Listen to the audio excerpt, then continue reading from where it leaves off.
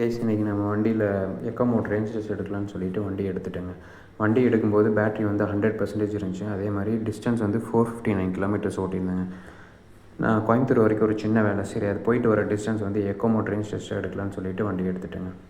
வண்டி எடுத்துகிட்டு கொஞ்சம் தூரம் போனதுக்கப்புறம் தாங்க ஃபீல் பண்ணேன், வண்டி வந்து ரொம்ப ஸ்லோவாக போகிற மாதிரி இருக்குங்க. 43 கிலோமீட்டர் ஸ்பீட் தான் மேக்ஸிமம் எக்கோ மோடில் போக முடியும்.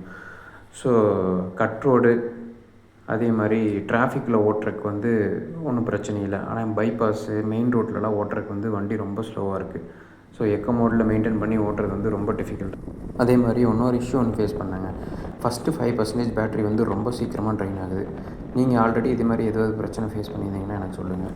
ஏன்னா ஃபஸ்ட்டு 5% வந்து வெறும் 5 கிலோமீட்டர் தாங்க போச்சு எக்கோ மோட்லேயே. அதே மாதிரி ரீஜன் வந்து கரெக்டாக 93% தாங்க ஆக்டிவேட் ஆகுது. சரி வாங்க மொத்தமாக எவ்வளோ டிஸ்டன்ஸ் கவர் பண்ணுறோம், எக்கோ மோடில் எவ்வளோ ரேஞ்ச் கொடுக்குதுன்னு சொல்லிட்டு இந்த வீடியோவில் நம்ம செக் பண்ணலாம்.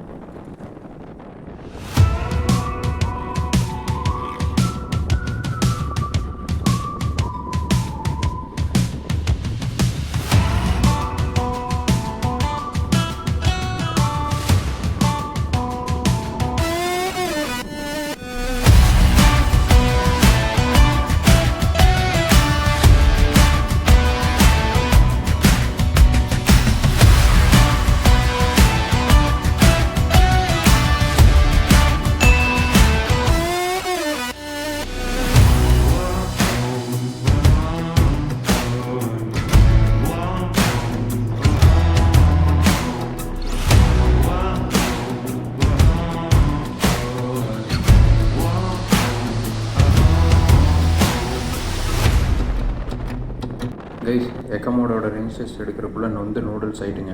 நான் வீட்டுக்கு வந்து சேரும்போது கரெக்டாக 143 கிலோமீட்டர்ஸ் ஓட்டியிருந்தேன். அதே மாதிரி பேட்ரி வந்து 15% பேலன்ஸ் இருந்துச்சு. பேலன்ஸ் இருக்கிற பேட்ரிக்கு வந்து இன்னும் 21 கிலோமீட்டர்ஸ் போகலாம். ஸோ அப்போ டோட்டலாக எக்கோ மோடோட ரேஞ்ச் வந்து 164 கிலோமீட்டர்ஸுங்க.